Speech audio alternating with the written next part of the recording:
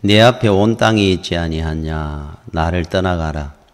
네가 좌하면 나는 우하고 네가 우하면 나는 좌하리라. 이에 롯이 눈을 들어 요단 지역을 바라본즉 소알까지 온 땅에 물이 넉넉하니 여호와께서 소돔과 고모라를 멸하시기 전이었으므로 여호와의 동산 같고 애굽 땅과 같았더라. 그러므로 롯이 요단 온 지역을 택하고 동으로 옮기니 그들이 서로 떠난지라. 아브라함은 가나안 땅에 거주하였고 롯은 그 지역의 도시들에 머무르며 그 장막을 옮겨 소돔까지 이르렀더라. 소돔 사람은 여호와 앞에 악하며 큰 죄인이었더라. 롯이 아브라함을 떠난 후에 여호와께서 아브라함에게 이르시되 너는 눈을 들어 너 있는 곳에서 북쪽과 남쪽 그리고 동쪽과 서쪽을 바라보라. 아멘. 얼마 전에 뉴스에 취업준비생인 한 여청년이 지하 세방에서 고독사를 했다는 뉴스를 봤습니다. 정말 너무 마음이 아픕니다. 그 부모님 마음은 어떠했을까 싶고 또 하나 본인은 얼마나 힘들었을까. 그것도 너무 외롭고 고독했을 것 같아요. 또 몇 년 전에 그 새 모녀가 고독사 했다고 하는 그래 그 순간을 이리 한번 생각을 한번 해보십시오. 두 딸과 어머니가 죽음을 앞두고 있으면서 어떤 심정이었을까. 그래서 남은 세금 뭐 정리해야 될 돈 몇만 원, 그래 몇천 원까지 딱 그래 남겨놓고 죽음을 기다리고 있는 그 순간을 참 너무 외롭고 고독했을 것 같습니다. 어느 누구 한 사람한테 아마 도움을 요청할 길도 없었을 겁니다. 그런데 사실은 모든 인간은 가진 자나 못 가진 자나 배운 사람이나 못 배운 사람이나 가족이 곁에 있으나 없으나 죽음의 순간은 고독한 겁니다. 홀로 가는 길입니다. 인간은 태어날 때도 마찬가지입니다. 홀로 이 세상에 태어나고 그리고 죽는 순간에도 홀로 가는 겁니다.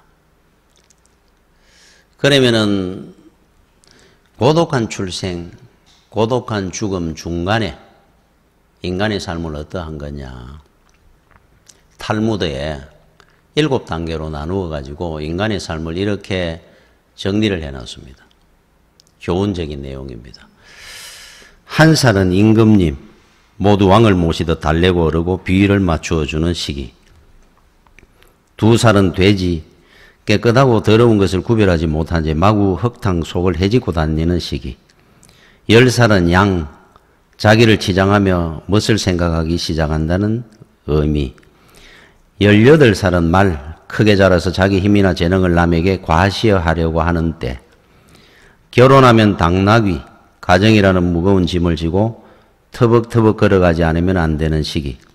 중년은 개, 가족을 먹여 살리기 위해서 윗사람에게 꼬리치고 아양을 떨면서 구걸하지 않으면 안 되는 시기. 노년은 원숭이, 늙어서는 어린이로 되돌아가 모두의 사랑을 받기 원하지만은 아무도 관심을 기울여주지 않는 시기. 탈무드가 주는 교훈인데, 자, 어릴 때는 임금님이고, 뭐, 양이고, 말이고. 자, 결혼을 하고 나니까, 인생, 가정이라는 무거운 짐을 지고 가는 당나귀 같은, 그런데도 불구하고 아무도 알아주지 않는 그런 인생을 말합니다. 개처럼 가족을 부양하기 위해서 윗사람에게 가든 아양을 떨고 꼬리를 치면서 그러나 그렇게 사는데도 불구하고 아무도 몰라주는 자기 참 그 어려움을 혼자 하는 겁니다.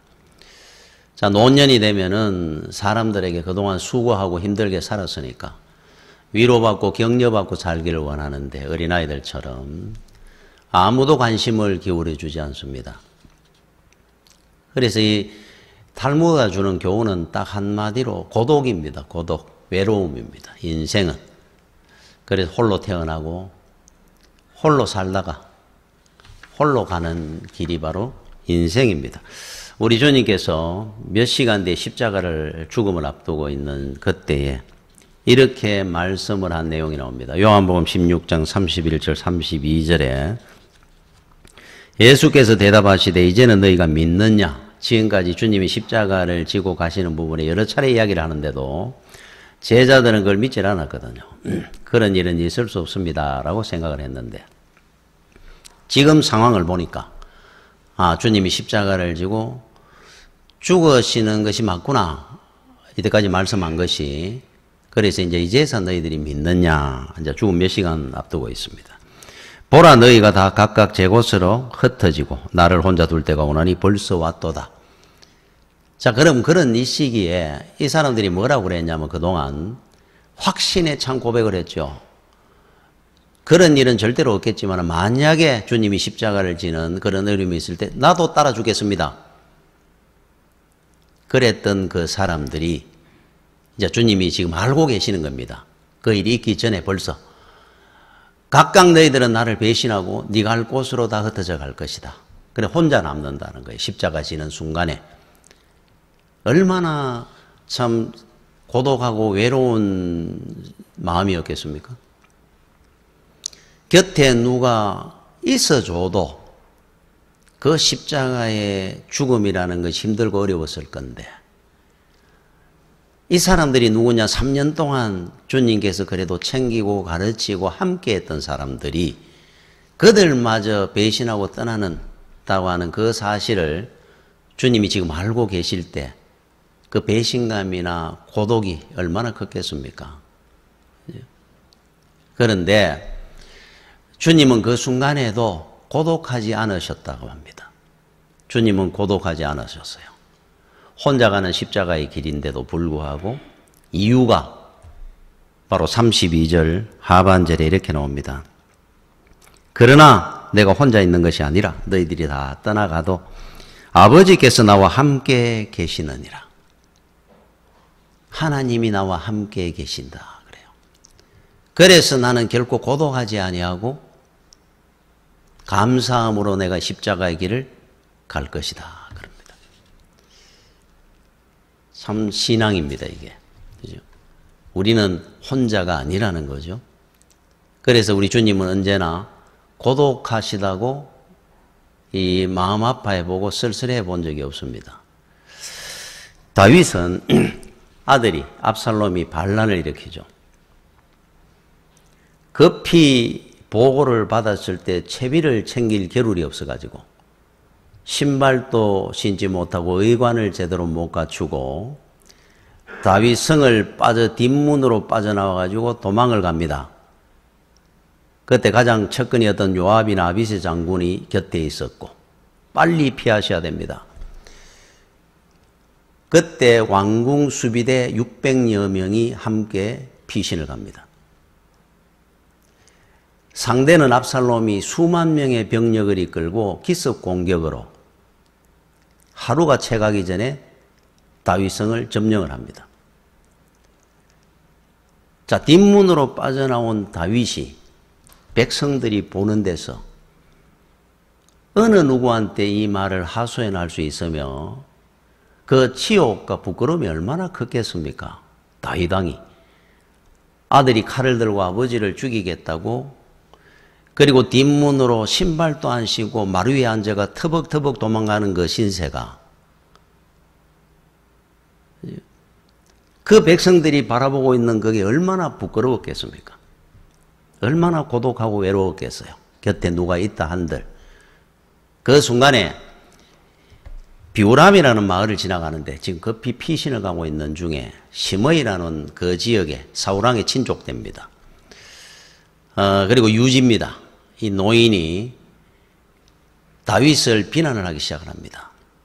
안 그래도 정신없이 참 부끄러워하며 고개 숙이고 피난을 가고 있는데 비루한 자야 피 많이 흘린 자야 사악한 자여 가거라 가거라 소리를 질러요. 하나님께서 이 나라를 네 아들 압살롬에게 물려주었구나. 피 흘린 자여 멀리 가거라. 비우란 마을을 지나가지고 산비탈을 넘어가는 동안에 따라오면서 계속 돌을 던집니다. 다윗 왕에게. 흙먼지를 불러일으킵니다. 욕을 하면서. 야, 한번 생각을 해보십시오. 안 그래도 힘들고 어려운데 외독하고 고독하겠을 건데 사람들 보기가 부끄러워 고개 숙이고 가는 길에 한 노인이 돌까지 던지면서 왕을 이제 이 정권이 끝났다 이거죠. 하나님께서 압살롬에게 이 나라를 물려주었구나. 잘 가거라. 그러면서 흙먼지를 일으키며 흙을 던졌다 그럽니다. 그때 옆에 있던 아비새 장군이 내 저는 목을 치겠습니다. 그때 다윗이 이런 말을 합니다. 그냥 두거라. 하나님께서 나한테 하고 싶은 말을 저 사람을 통해 하고 있는 줄 누가 아느냐 그랬어요. 상처가 굉장히 컸을 겁니다. 그런데 그 순간에 다윗이 무엇을 했느냐. 감람산 앞을 지나가는데 거기에 제단이 있거든요. 늘 제사를 거기서 드립니다. 감람산 앞을 지나가다가 내가 여기 어찌 그냥 지나갈 수 있겠느냐. 그리고 감람산에 올라갑니다. 그리고 하나님 앞에 무릎 꿇고 경배를 합니다. 아마 피눈물을 흘렸을 것 같아요. 하나님, 생명의 주인 되신 하나님께서 나를 지켜주시옵소서. 내 아들 압살롬을 용서해달라고 기도를 했을 것 같아요. 오히려 그 고독은 하나님과 더 깊은 만남을 이루는 고독이었으리라고 생각이 됩니다. 다윗은. 그때 이후로 다윗의 믿음은 한층 더 성숙해졌으니까. 사도 바울은 디모데후서 4장 16절 17절에 이런 말씀을 합니다. 내가 처음 변명할 때에 여기 변명이라고 표현을 했는데 재판받을 때 재판정에서 감옥 이제 들어가기 전에 나와 함께 한 자가 하나도 없고 다 나를 버렸으나 그들에게 허물을 돌리지 않기를 원하노라. 주변에 당시에 바울을 따르는 사람들이 많았습니다. 심지어 어떤 사람은 눈이라도 빼줄 수 있을 것 같다 그랬으니까.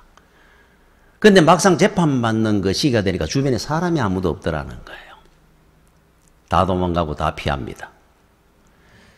그때 바울은 나는 그들을 원망하지 않습니다. 얼마나 고독했겠습니까? 그죠? 17절에 주께서 내 곁에 서서 나에게 힘을 주심은 나로 말미암아 선포된 말씀이 온전히 전파되어 모든 이방인들이 듣게 하려 하심이니 내가 사자의 입에서 건짐을 받았느니라.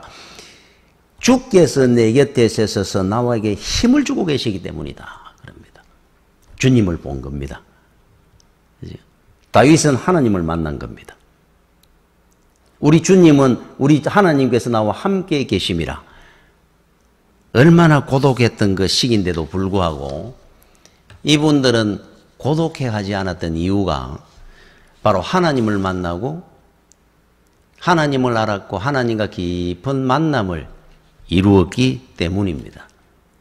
자, 오늘 이 본문의 주인공 아브라함입니다. 여러분, 아브라함은 하란이라는 곳에 살 때, 그 당시에는 뭐 사업이라는 거 뭐 이런 게 없을 때 시기잖아요. 최고의 큰 사업이 뭐냐면 우상, 뭐 부채라든지 요즘 이래가 만들어 파는 거 있죠. 이 장사가 최고의 대기업입니다. 그거 누구나 할 수 있다고 할 수 있는 게 아니고 지금 삼성, 현대 같은 대기업이 바로 우상 장사하는 겁니다.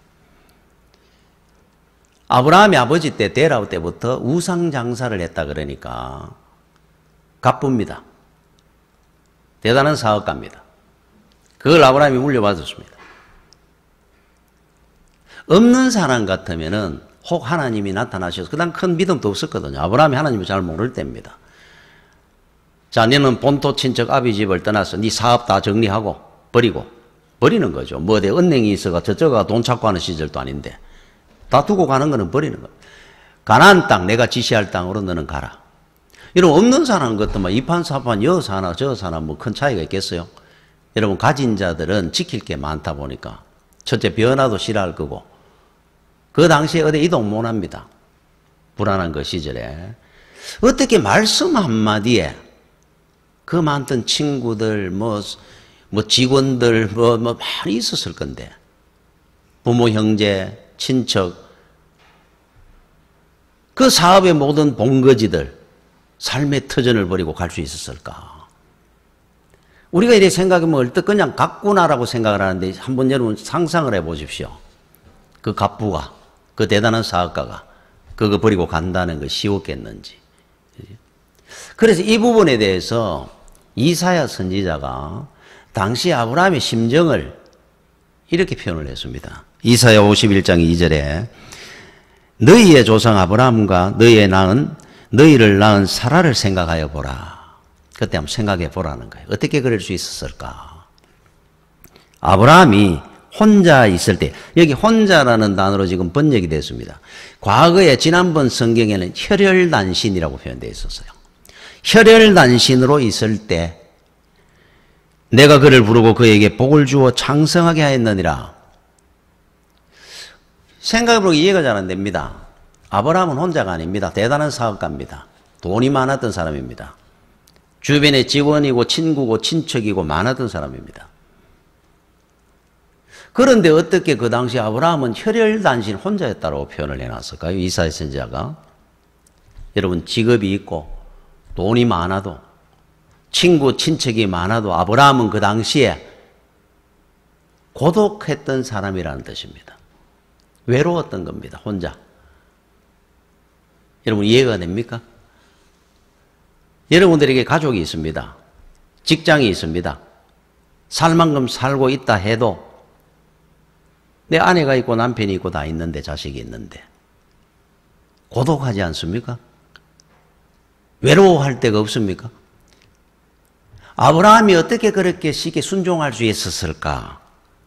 그는 믿음으로 말미암아 이 표현을 안 했어요. 이사야 선지자는 혈혈단신으로 있었기 때문이라 그럽니다. 혼자였기 때문에, 고독했기 때문에 하나님을 만날 수 있었던 겁니다.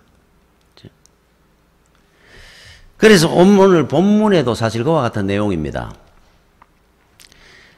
아브라함은 자식이 없었거든요. 그래 75대가 하나님의 명령을 받고 가나안 땅으로 갈 때 아내 사레와 조카 롯과 함께 갑니다. 조카였어요. 아들 같은 조카입니다. 그 당시에 믿을 것이라고 의지할 것이라고 하면 자식도 없었으니까 이 롯밖에 없었어요. 서로가. 이 롯도 작은아버지 바라보고 갔고 아무도 없는 땅, 모르는 땅, 가나안 땅으로 가는 겁니다. 그래서 둘이 함께 살아왔던 겁니다. 그런데 우리는 내용을 잘 압니다. 이제 집이 부자가 되고 가축의 수가 많아지고 하다 보니까 서로 간에 물 좋고 풀 좋은 땅 서로 차지하려고 그러다 종들이 싸움이 시작됐다 그럽니다. 그러니까 이제 그 내용에서 이제 헤어지는 장면인데 그때 아브라함의 마음이 얼마나 힘들었을까. 그 노인이 그렇게 의지하고 믿었던 아들 같은 조카가 있었는데 그래서 함께 왔는데 이 조카와 이제 헤어지는 겁니다. 덜렁 혼자 남는 겁니다, 이제. 그 순간에 하나님이 나타나시는 거예요. 우리가 늘 외롭고 고독할 때 하나님은 찾아오시는 겁니다. 그래서 그 내용이 바로 14절입니다. 롯이 아브라함을 떠난 후에 이제 롯이 떠났어요. 아브라함이 혼자 되어가 고독해 할 때 여호와께서 아브라함에게 이르시되 너는 눈을 들어 너 있는 곳에서 북쪽, 남쪽 그리고 동쪽과 서쪽을 바라보라 그럽니다. 그것만 생각하지 말아야 말해요. 이 일로 말미암아 너희 고독으로 말미암아 너에게 더 귀한 일들이 있을 것이다. 그래서 하나님께서 왜 인간을 고독하게 창조했는 줄 압니까? 그리고 살아가면서 왜 고독하게 살도록 만드는 줄 압니까? 사람은 홀로 있을 때 비로소 하나님과 더불어 살기를 원할 때입니다. 하나님을 더 깊이 만날 때입니다. 그때가. 그래서 하나님께서 인간을 창조하실 때부터 살아가며 죽는 순간까지 홀로 있도록 만들어 놓은 겁니다. 나와 더불어 가자고 하시는 것 뜻이에요. 그런데 하나님 없이도 세상 살면서 고독을 느끼지 못하고 나는 세상이 너무 행복하고 좋습니다 하는 이게 사실은 더 문제고 더 큰 비극입니다. 영원한 비극입니다, 이게. 자, 우리는 고독하고 외로울 때 하나님을 만나게 되니까 그 고독이야말로 은총적 고독하는 겁니다. 그래서. 자, 여러분이 살다가 사람으로부터 배신을 당할 때가 있다든지 아니면은 직장도 있고 살 만큼 사는데도 나는 참 고독하다라고 느낄 때는 여러분 그것은 우리에게 오히려 은내고 기뻐해야 될 일입니다. 그때 여러분들은 하나님을 더 깊이 만나는 계기가 될 겁니다. 그 고독이. 그래서 이 고독이라는 것은 하나님을 만나는 마당이고 볼 수 있는 안경이고 하나님과 하나 되는 통로입니다. 이 고독은. 그래서 주님께서 말씀하셨잖아요. 내가 혼자 있는 것이 아니라 가장 고독할 때 아버지께서 나와 함께 계시느니라. 여러분 인간의 고독은 세상의 어떤 걸로도 못 채웁니다. 돈을 많이 가져보십시오. 더 외롭습니다. 높은 지위에 올라가 보시면 여러분들이 훨씬 좋고 행복할 것 같습니까? 정말 고독해질 겁니다. 그래서 인간의 고독은 무엇으로만 채워줄 수 있느냐? 하나님이 함께할 때 인간의 고독은 사라집니다. 고독하지 않습니다. 우리 주님처럼, 아브라함처럼, 다윗처럼. 그죠? 그래서 오늘 이 본문의 내용이 바로 그 내용인데, 자, 오늘 우리가 다시 한번 이래 생각해보면 중요한 부분이 하나 나옵니다. 자, 인간의 고독은 하나님의 은총입니다. 이걸 여러분들이 딱 분명히 정리해 놓으시고, 여러분이 살아가다가 난 참 외롭구나, 고독하다고 느낄 때 하나님을 만나는 시간임을 아시면 돼요. 또 하나, 오늘 여기 말씀해 보니까 이제 가축의 수가 많아지다 보면 서로 다투어졌다 그래요. 다툼이 일어났다 그러죠. 그때 아브라함이 이렇게 결단을 합니다. 우리가 붙어 살면서 다투는 것보다 헤어져서 차라리 화목하게 살자. 그러면서 이제 8, 9절에 나오죠. 네가 좋아하면 나는 우하고 네가 오른쪽 가면 내가 왼쪽으로 갈게. 선택권을 롯에게 먼저 줍니다. 이 노인이 자기가 좋은 데가 살아도 갈 건데 외롭고 힘들 건데 자 니는 좋은 데를 선택해라. 나는 나머지를 내가 갈게. 자 그래서 이제 롯이 선택을 하는 겁니다. 10절에 이에 롯이 눈을 들어 요단 지역을 바라본 적 소알까지 온 땅에 물이 넉넉하니 여호와께서 소돔과 고모라를 멸하시기 전이었으므로 여호와의 동산 같고 애굽 땅과 같았더라. 13절에 소돔 사람은 여호와 앞에 악하고 큰 죄인이었더라. 중요한 내용이 나와요. 자, 사람에게는 두 개의 눈을 갖고 있습니다. 성도에게는 눈이 하나 더 있습니다. 여러분 우리 인간이 그냥 눈 육적인 이 눈 두 개 있다는 뜻이 아니고 야, 여러분 인간의 눈 이것도 두 개가 하나 있어 보십시오. 원근, 거리 감각이라든지 요철, 울퉁불퉁한 것 이 구별이 잘 안 됩니다. 그런데 세상 사람들은 육의 눈, 인간의 이 눈을 가지고 세상을 보고 삽니다. 요 담 넘어 저는 뭐 누가 지나가는지 모릅니다. 요 눈앞에 있는 현실만 보고 사물만 봅니다. 육의 눈. 그런데 하나님께서 우리한테 다시 하나의 더 눈을 주신 것이 있어요. 정말로 귀한 눈입니다. 영혼을 볼 수 있는 눈입니다. 하나님이 보이는 눈입니다. 죄를 볼 수 있는 눈입니다. 영의 세계가 보이는 눈입니다. 사도 바울이 주님을 만났을 때 첫 번째 일어난 현상 중에 하나가 눈에 비늘이 끼면서 앞을 못 봤다 그럽니다. 육의 눈을 감게 하시고 아나니아 선지자에게 안수를 받고 눈을 떴을 때 비늘이 벗겨졌더라. 영의 눈을 새로 뜨는 사람이 됐다는 뜻입니다. 그리고 우리에게는 두 개의 눈이 있어요.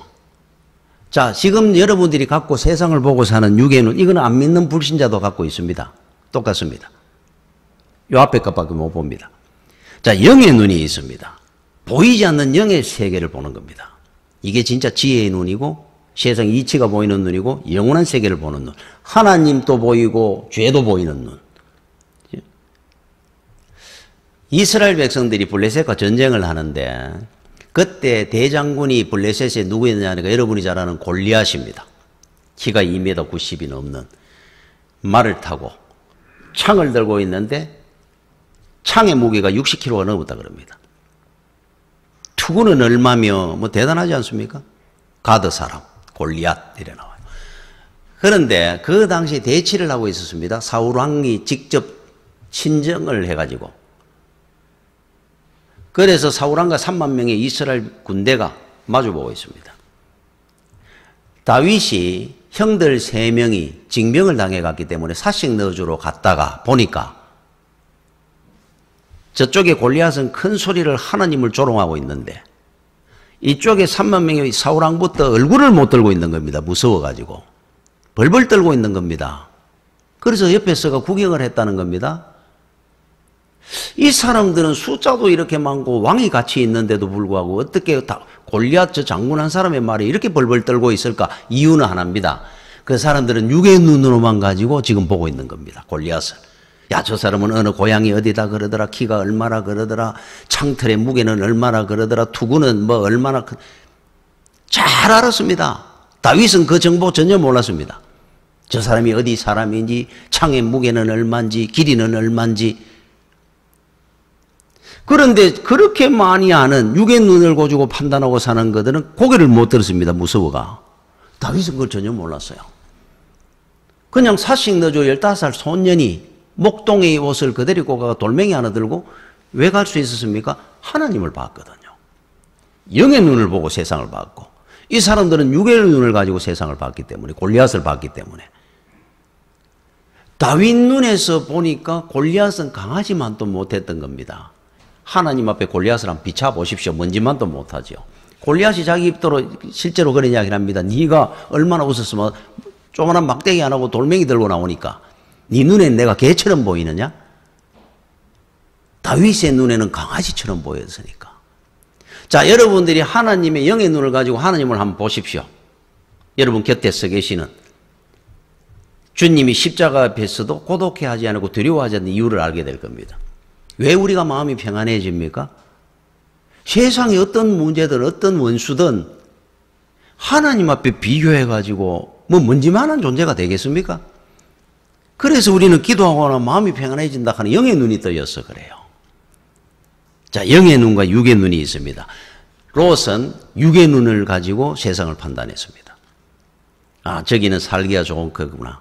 애국 같으니까 교육시키기도 좋겠네. 야, 물도 많고 가축 키우기도 좋고 돈도 잘 벌겠구나. 하나님이 계시는지 안 계시는지는 전혀 관심이 없었습니다. 자, 그러면 여러분들은 앞으로 살아가면서 결정을 하실 때 직장을 구하든 이사를 가든 뭐 어디를 가든 제일 먼저 우리가 뭘 판단하고 판단해야 되느냐 하면은 영의 눈을 열어가 보고 판단하셔야죠. 예수 믿기 좋은 동네인지 예수 믿기 좋은 직장인지 하나님이 기뻐하는 일로 내가 돈을 벌 수 있는 일인지 그게 우리 판단이 돼야 됩니다. 그저 살기 좋다고 돈 된다고 해가지고 여러분이 판단하는 그거는 헛겁니다. 앞으로 롯이 어떻게 되는가 여러분 아시잖아요. 결과는. 망하는 길에 첫걸음을 지금 시작해 가는 길입니다. 앞으로 자기 사랑하는 하나님 소곤기둥 될 겁니다. 폐가 망신할 겁니다. 집안에. 돈 그러다가 돈 다 불타지고 아무것도 못 갖고 나옵니다. 그게 지금 시작되는 발걸음으로 가는 겁니다. 이제 아 저기가 살기 좋구나. 저기가 돈 되겠구나.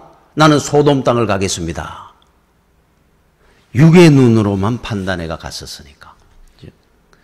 그래서 여러분들이 이 말씀을 통해 하나 가져야 될 마음은 어떤 일을 하든지 간에 하나님이 계시는지 영의 눈을 보고 먼저 판단하고 결정한 것은 아브라함처럼 믿음의 복된 길을 은혜의 길을 갈 겁니다. 아브라함 보십시오. 그 허벌판에 하나님이 가라는 가나안 땅으로 갑니다. 혼자 외롭게 믿음의 조상이 되고 얼마나 대단한 인물이 됩니까? 영의 눈을 가지고 살아야 돼요. 그래서 여러분 믿음이라는 것은 시선입니다. 시선. 어디를 보고 사느냐가 제일 중요합니다. 하나님 앞에 여러분 눈을 고정하고 한번 살아보십시오. 세상에 많은 것들을 보게 됩니다. 절대로 낙심하거나 비관하는 법이 없습니다. 하나님께서 우리를 하나님께 시선을 고정시키기 위해서 우리를 광야라는 어려운 길로 외로운 길로 가르게 하실 때가 있어요. 그 복입니다. 복. 하나님을 놓쳐버리면 안 되니까.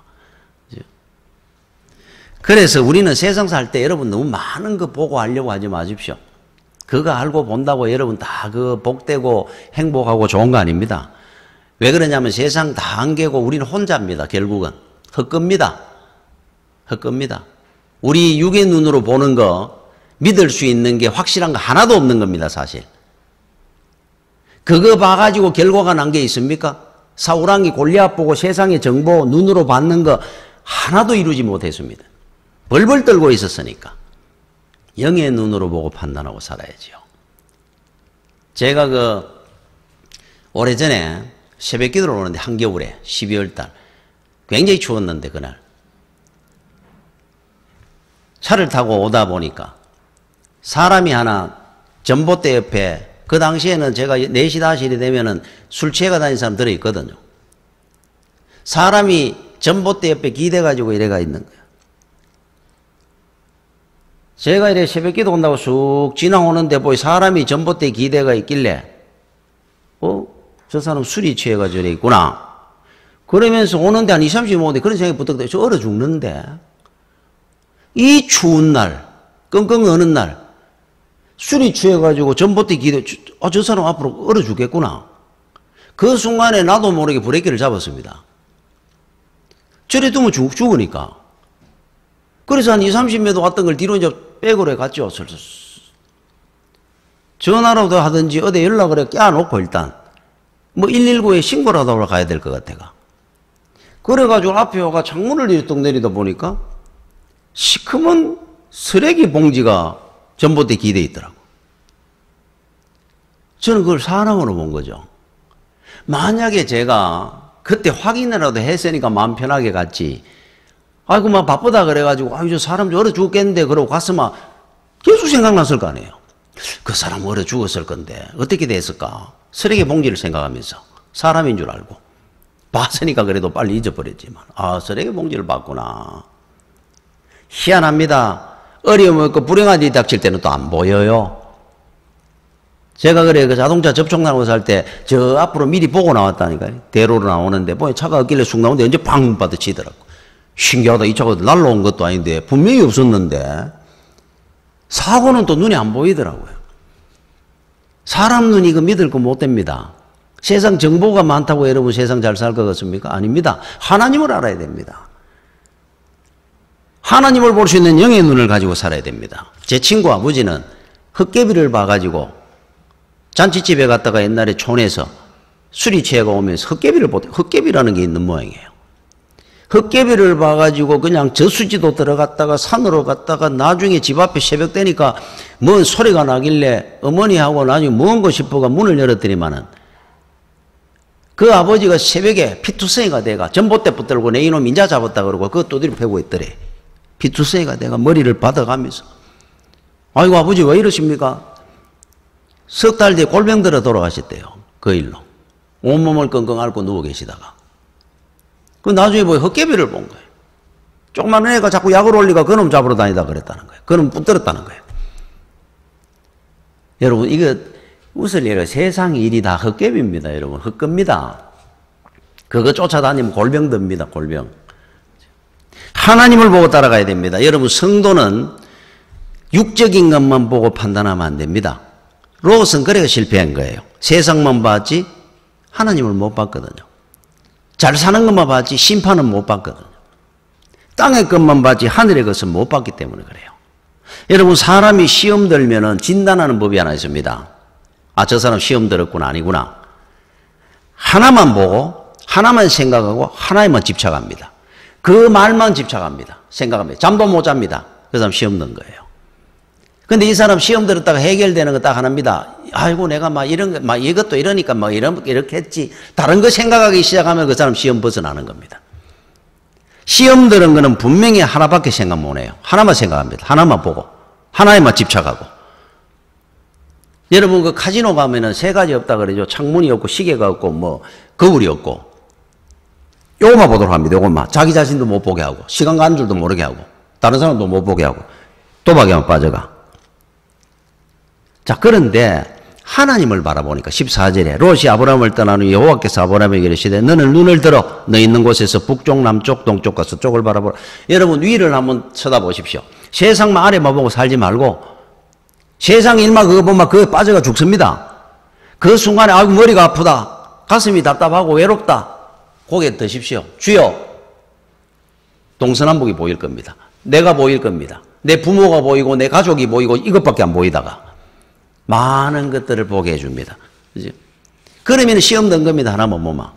여러분 그 사사기 19장에 보면 대단한 사건이 하나 나옵니다. 이스라엘 백성 중에 레위 사람이라는 사람이 있었어요. 이 사람이 아내하고 처갓집을 가다가 베냐민 지파 마을을 지나가는데 거기 불량배들 몇 명이 그 당시에 뭐 치안도 없고 이럴 때니까 그 아내를 뺐답니다. 이 레위인을 두들겨 패가. 그리고는 폭행을 해가지고 아내가 죽습니다. 그 다음날 새벽에 아내 시신을 찾은 겁니다. 야, 세상에 이렇게 악독한 일이, 이런 원통한 일이 어디 있습니까? 이스라엘 백성들끼리. 이 사람이 하도 원통해가 자기 아내 시신을 12토막 냈어요. 그러니까 베냐민 지파 빼고 11토막을 내가지고 보냈습니다. 각 지파에. 말에 달아가. 그러니까 옆에서 받은 겁니다. 어떤 사람은 다리를 받고 어느 지파는 뭐 머리를 받고. 이게 뭐야 도대체. 그래서 나중에 사연을 알아보니까 이야기를 들은 겁니다. 자, 이스라엘 지파들이 장로들이 모인 거예요. 세상에 하나님의 백성이라는 이스라엘 백성이 이렇게 악독한 짓에 원통한 짓을 했구나 이 사람한테. 베냐민 지파를 가서 혼을 내주자. 의기투합한 겁니다. 가자. 그 중에 이제 유다 지파가 제일 강했거든요. 내가 가서 내 혼자만 가도 충분히 내가 전멸시켜버리겠다. 갔다 오겠습니다. 갔다가 2만 2천 명 죽었어요. 패배를 한 겁니다. 베냐민 지파가 굉장히 날렵했다 그럽니다. 요새화되어 있습니다. 마을 자체도. 그러니까 2만 2천 명 죽고 왔는데 가만히 있겠습니까? 한 번 더 가자 그래가 18,000명 죽었습니다. 두 번 다 지고 나니까 죽은 숫자가 벌써 몇 명입니까? 4만 명 가까이 죽인 거예요. 그러니까 11지파가 나중에 같이 가자 그래가 왕창 가가지고 베냐민 지파 어린애들이고 여자들이고 노리고 다 죽여버렸어요. 다 죽이고 나니까 가만히 생각을 해보니까 그때 사실 정신 차린 겁니다. 하나님을 생각한 거죠. 하나님이 이스라엘을 12지파로 나눴는데 우리가 한 지파 없애버렸네. 이제 하나님 앞에 우리 어떻게 할 거야? 바로 십시오. 하나님을 생각하면 동서남북이 떠오른다니까요. 그것만 보니까 그냥 하나만 죽이자. 그러니까 다가 죽여버려. 아이고 이 어떤 방법이 없느냐. 베냐민 지파 한번 찾아봐라. 그때 피신을 가가 도망간 남자 600명이 다른 마을에 숨어 있었는 거예요. 이 이야기를 듣고 잡아오느라 잡아왔습니다. 그럼 여자가 있어야 되니까 다른 어느 부족을 하나 그 원주민들 부족을 다 죽이가 여자 600명 잡아와가지고 결혼을 시키가 베냐민 지파를 이어가도록 만들었어요. 세상에 이런 왜 그렇습니까? 하나만 생각했으니까 죽이자 하면 죽이는 겁니다. 하나님을 한번 생각했더라면 그런 엄청난 짓을 안 했을 건데 여러분 하나님을 바라보면 아브라함 심정이 됩니다. 네가 좋아하면 내가 우할게. 네가 우하면 내가 좋아하리라.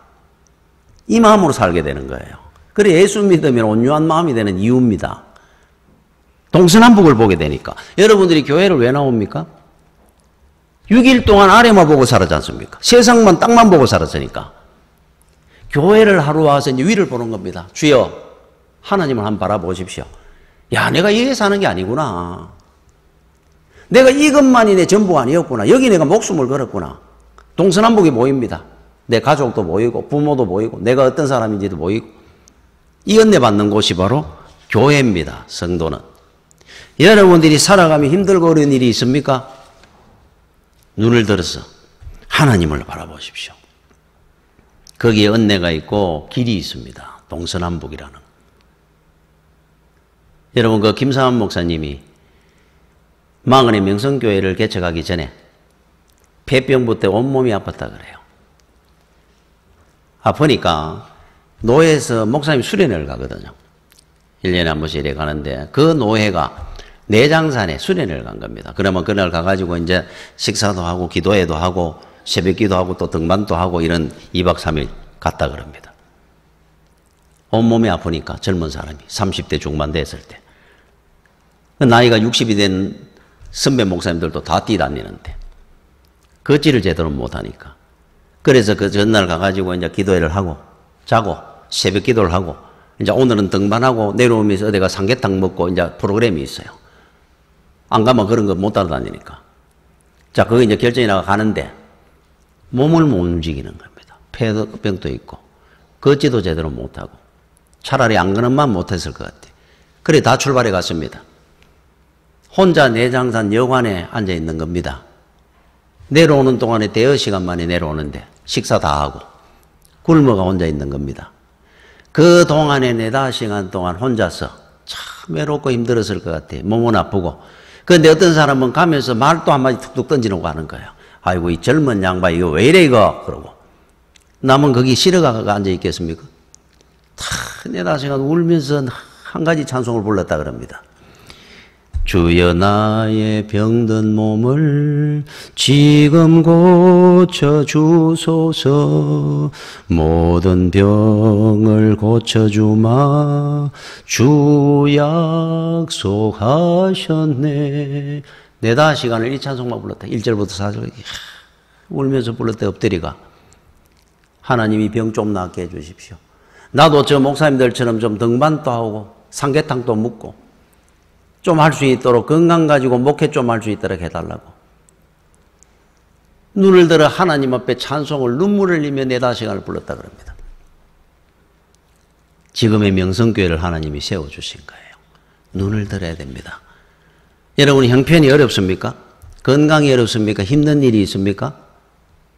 땅만 보면 절대로 해결이 안 됩니다. 주님을 바라보십시오. 이야기 안 하고 제가 말이 16세기, 17세기, 1600년 말기부터 1700년 초기에 있었던 살았던 분인데 독일의 슈몰커 목사님이라는 분이 있었어요. 이분이 그 32 되는 해에 그 아들이 둘이 있었습니다. 4살, 2살. 우리 말하면 한 3살, 4-5살 정도 되는 것 같아요. 따박따박 걷고 이런. 아들 둘이 있는 32살 목회할 때인데 신방을 가게 돼요. 그러니 1600년대 말기고 뭐 이럴 때인데 애 둘 집에 두고 이제 부인과 신방을 간 겁니다. 신방을 갔다가 1시간쯤 집에 오는데 집 앞에 오니까 불이 났어요. 애가 불을 갖고 불장난하다가 불이 나버린 거예요. 집을 보면서 뛰는데 하나님 우리 아들 살려달라고 아들 둘. 와서 보니까 두 아이가 다 타 죽었습니다. 참 그 상황이 어떻겠습니까? 그때부터 사모님과 그 목사님이 딱 누운 겁니다. 사모님도 물 한 모금 못 마시고 애가 그냥 둘 다 타죽이 났으니까.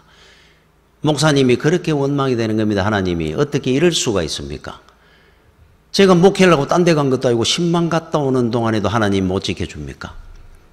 우리 애를 저렇게 비참하게 둘을 타죽이 놓다니. 내가 어떻게 앞으로 하나님을 믿고 의지하고 목회를 할 수 있겠느냐고. 수일이 지났는데도 두 사람이 누워있는 겁니다. 낙심오래가. 그 사모님은 이제 일어날 기력이 없습니다. 그때 이 목사님이 환상을 보는 거예요. 환상이 보입니다. 보이는데 주님이 십자가에 달린 환상이 쫙 눈에 보이는데 피를 뚝뚝 흘리고 주님이 십자가에 달려 계시는 겁니다. 피를 흘리면서. 그런데 그 온유한 눈으로 자기를 쳐다보는 겁니다. 이래 달려가. 그때 자기도 모르게 주여 주님이 하신 말씀이 기억이 나는 거예요. 아버지께 나의 원대로 마옵시고 아버지의 원대로 하시옵소서. 그 주님의 음성이 들리는 겁니다. 그때 일어납니다. 이분이. 일어나가지고 찬송을 하나 짓기 시작합니다. 여러분 그 찬송이 어떤 찬송인 줄 압니까? 내 주여 뜻대로 행하시옵소서. 온 몸과 영혼을 다 주께 드리니 이 세상 고락가 주인도 하시고 날 주관하셔서 뜻대로 하소서. 살든지 죽든지 뜻대로 하소서. 이 찬송을 썼습니다. 슈몰커 목사님이.